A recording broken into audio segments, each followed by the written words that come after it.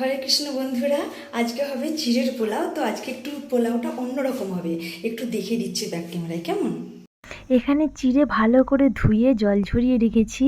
আর এখানে ফুলকপি গাজর ভালো করে ধুয়ে রেখেছি, আলু কাঁচা লঙ্কাও ভালো করে ধুয়ে রেখেছি।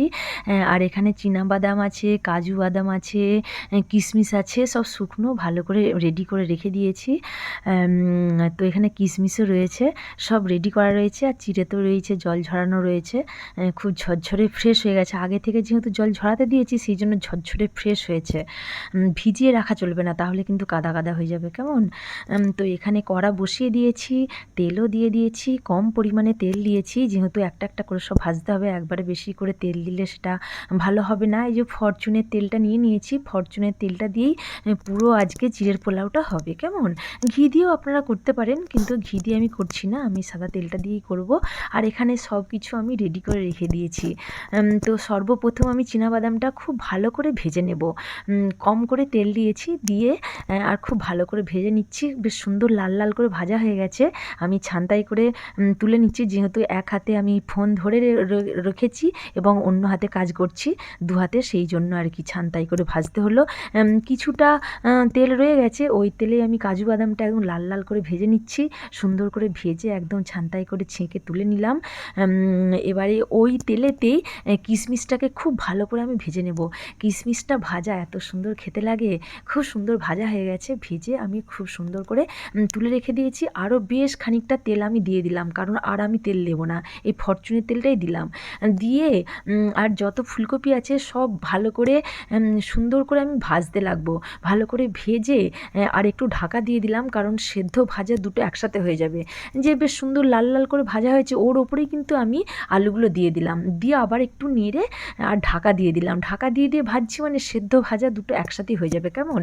এবার ঢাকাটা খুলে একটু নেড়ে নিয়ে বেশি করে একটু নুন দিয়ে দিলাম, যতটা লাগে পরিমাণ মতো নুন দিয়ে আবারও ভালো করে নেড়ে নিচ্ছি। ভালো করে নেড়ে নিয়ে আবারও ঢাকা দিয়ে দিলাম। ঢাকা দিয়ে দিয়ে ভাজলে না সেদ্ধ ভাজা দুটো একসাথে হয়। তো যেহেতু অনেকটাই ভাজা সেদ্ধ হয়ে গেছে, ওর উপরে আমি গাজরটা দিয়েও ঢাকা দিয়ে দিলাম। ভাজা খেতে এত ভালো লাগে, ভাজা হয়ে গেলে আমি দুটো চারটে করে নিয়ে খেয়ে নিই আর কি। হয়ে গেল কিনা বাদামি বলুন, কাজু বাদামি বলুন, আর কিশমিশি বলুন, এগুলো ভাজা এত খেতে ভালো লাগে, আমি এটা খেয়ে নিই। যেহেতু এটা মানে কৃষ্ণের পুজোতে দেওয়া হবে না, নিবেদন করা হবে না, তার কারণটা আগে থেকে প্রসাদ হয়েছিল, কিন্তু খেতে কোনো প্রবলেম নেই। তো একটু দেখিয়ে দিই কী পজিশনে রয়েছে এটা। ঢাকাটা খুলে খুব ভালো করে নেড়ে নিতে হবে, নেড়ে নেড়ে ভেজে নিচ্ছি। খুব সুন্দর করে ভাজা হয়ে গেছে। দুটো কাঁচা লঙ্কাও আমি কুচিয়ে দিয়ে দিলাম, দিয়ে আবারও ভাজছি।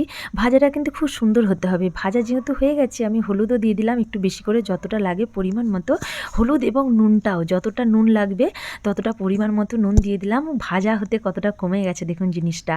তো খুব সুন্দর করে ভাজতে হবে। এখানে সব রকম ভাজা রয়েছে। এই যে কিশমিশটা, এটা এত সুন্দর খেতে, আমি তো করতে করতে অনেকটা খেয়ে নিচ্ছি। তো আবারও ঢাকা খুলে ভালো করে নেড়ে চেড়ে ভেজে নিচ্ছি। ভাজাটা যত সুন্দর হবে তত সুন্দর ভালো হবে। চিড়েটা দেখুন একদম ঝরঝরে ফ্রেশ হয়ে রয়েছে।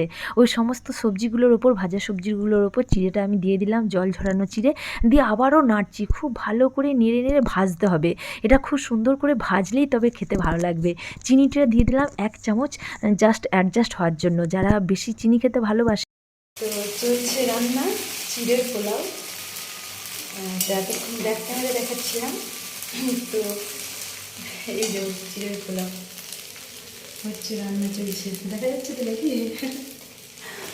মানে ব্যাক ক্যামেরাতে ভালো হয়, তো ফ্রন্ট ক্যামেরায় কি আর ভালো দেখানো যায়? এই হচ্ছে বিষয়। তো যে রান্না করছে রাঁধুনিগণকেও একটু দেখাতে হয়, সেই জন্য দেখালাম আর কি। যা ভিডিওটা বড় হয়ে যাবে এইসব বন্ধুদের সাথে এক্সট্রা করে এরকম গল্প করতে করতে, তাই না? আমার বন্ধুরা বিরক্ত হবে এত বেশি বড় ভিডিও হয়েছে বলে। তো খুব ভালো করে মিশিয়ে নিচ্ছি, নিচ থেকে ওপর, ওপর থেকে নিচ। কত সুন্দর কালারটা হয়েছে দেখুন, এবং বেশ সুন্দর ঝরঝরে হয়েছে, ফ্রেশ। গল্প করতে করতে পনিরটা দিতেই ভুলে গেছি আমি, তো পনিরটা ফ্রিজে ছিল, ফ্রিজ থেকে বের করে কুচিয়ে রেডি করে রেখেছি। আর ওখানে তো পোলাওটা রেডি হয়েই গেছে, সেই জন্য শেষকালে আমি পনিরটাকে ভালো করে লাল লাল করে ভেজে নিলাম।